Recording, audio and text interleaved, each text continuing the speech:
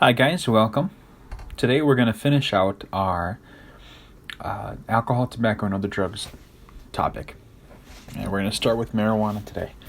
So if you could, open up the other drugs response document and click on the video link that I have here for slide 2 and watch this video quick. Well, I mean, take your time, but watch this video and then come on back. Okay, welcome back. We are going to move on here. So that video is pretty cool. I think it was three joints a day for a month. And if you notice in the video, he said that it is currently legalized in Canada. And as you know, I'm sure maybe you don't know, but currently, so we're going to go on to slide 3 here. Marijuana is a point of contention right now. Okay, so there's a lot of good parts to it, like it can be used for good, but it's also really dangerous. It can be used to harm you or harm others around you. So marijuana has many names for it. I'm sure you've heard some. Pot, Mary Jane, weed, dank, dope. There's a lot of names for drugs, and specifically marijuana. But yeah, basically right now it's a point of contention, which means it's a controversy, which means that not everyone agrees on whether marijuana should be legal in the United States or not. And that is because, like I said, it can be used for bad and for good. So types of good it can be used for that I've heard of. It can be used, like the oils can be used to help treat those with Parkinson's. It's supposedly supposed to help with calming their shivers and their moving. So Parkinson's is a disease where you lose control of some of your muscles in your body and they move without you even helping involuntarily. And so evidently it's supposed to help with that. I've heard it helping with epilepsy. But of course, I've heard many bad things about it too.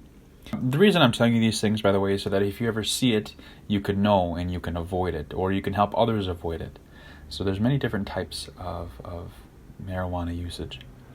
So first, I just wanted to consider, I want you to consider here, maybe you know, maybe you don't know the answer to this. Can you become addicted to marijuana? So marijuana does not have a chemical in it, like nicotine, but it has a chemical called THC. This THC is what's responsible for giving you a high feeling. And so that's in marijuana. But I just want to know, what do you think? Can you become addicted to marijuana? Oh, this question is under slide 3 on the other drugs response document. So please go on over to that and respond there and then come back. Okay, welcome back. Now, I'm hoping that you wrote down your answer before you listen to this, because I want to hear what you really think. It's good for me to know what students know nowadays, and also I just want you to be honest, you know. So I'm going to tell you right now, you cannot become physically addicted to marijuana. So you cannot become physically addicted to THC, but you can become addicted to using marijuana, because some people say marijuana helps them feel calm. Some people feel like it's pretty fun to use. And so people become dependent on the drug. Just like somebody who has an excessive eating disorder might become dependent on eating foods. So both, of course, can kill you. If you eat too much food, you could have a heart attack and pass away. Whereas with marijuana, if you consume too much of that, you could lose brain cells, you could get into a car accident, you could lose. So we'll talk about the symptoms in a second here, but both are bad. Anything is bad in extreme. Marijuana, it doesn't take a lot to really harm you. And so that's why it's bad if you become addicted to marijuana usage. So again, you can't be addicted to the substance, but you can be addicted to how it makes you feel. So we're going to go on to slide 4 here. I'm going to give you some short-term and some long-term symptoms of marijuana usage. So I'm going to read you this quote right here.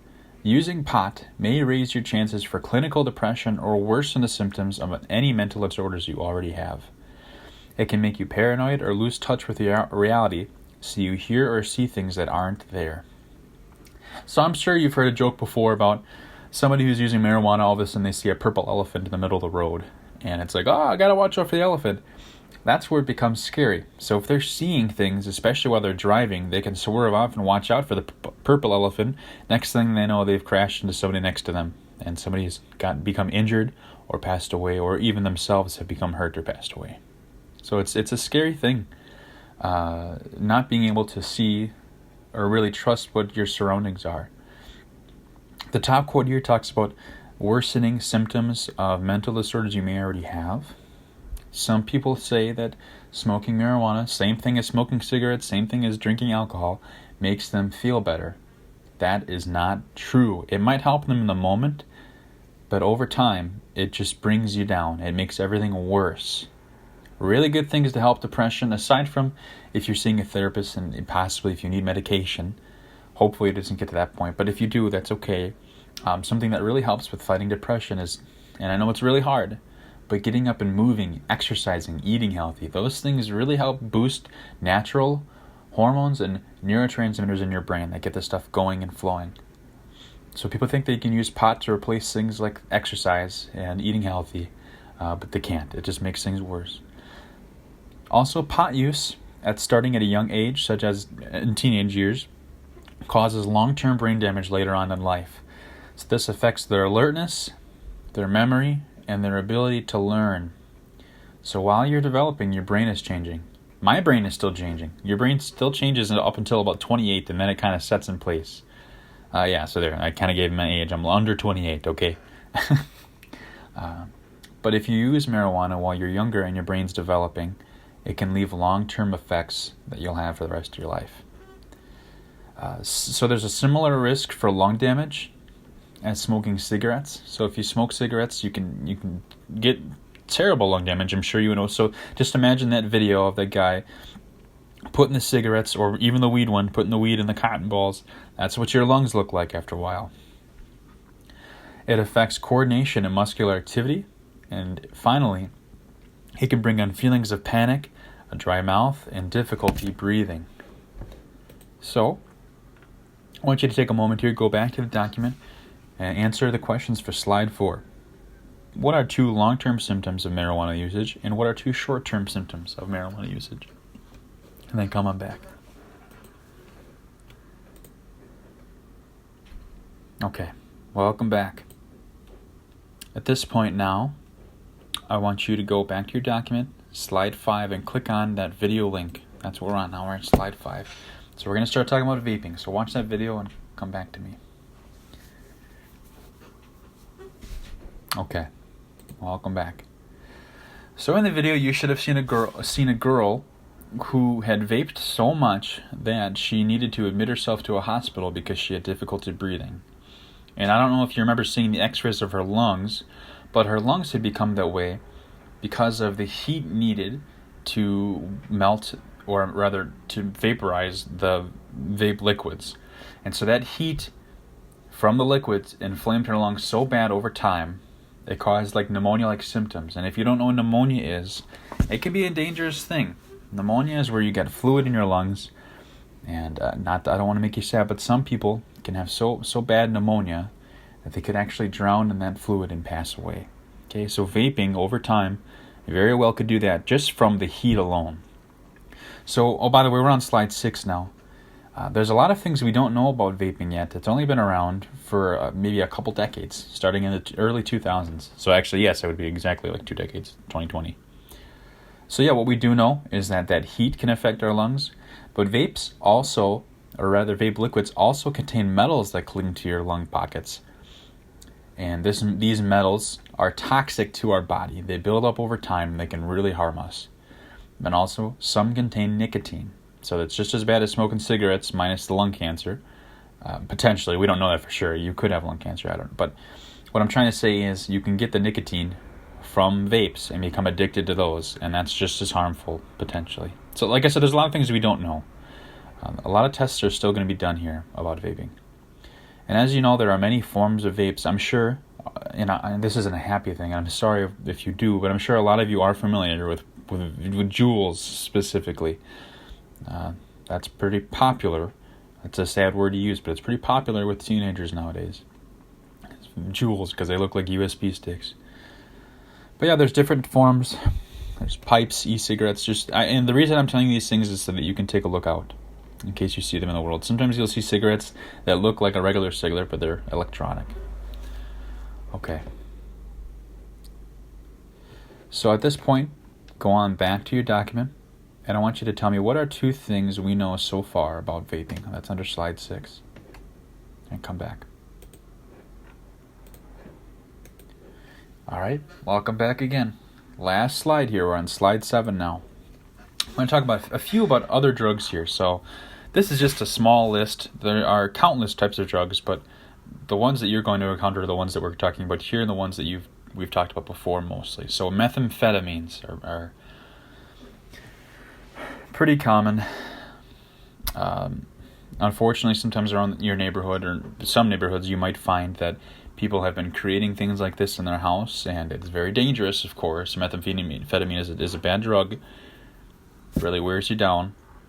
And there have been countless explosions because of methamphetamine labs.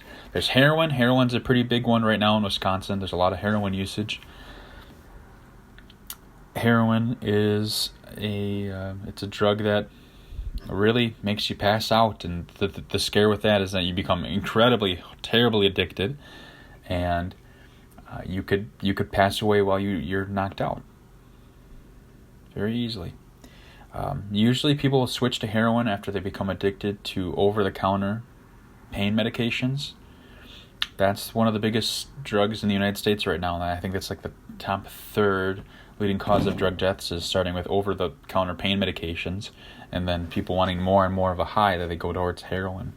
Cocaine, that's pretty big too right now. And then maybe you didn't know this one, but caffeine. Caffeine is also a drug, so I want you to consider, where do you find caffeine? That's in like sodas, coffees. Caffeine's everywhere. You can become addicted to caffeine. Of course, it's not as deadly as maybe these other drugs listed on this page, but I just wanted you to know just in case. Caffeine's even in chocolate, so caffeine's addictive. Okay, last question I have for you on the document. Do you feel like you've learned anything from this unit? And I want you to be honest. Your answers help me teach future students. Also, I just want to see if maybe you didn't know these things before.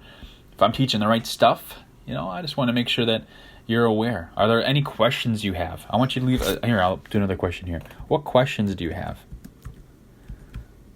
What questions do you have? Please think of one at least, or something. I want to hear what you're really curious about with drugs. What can I answer for you?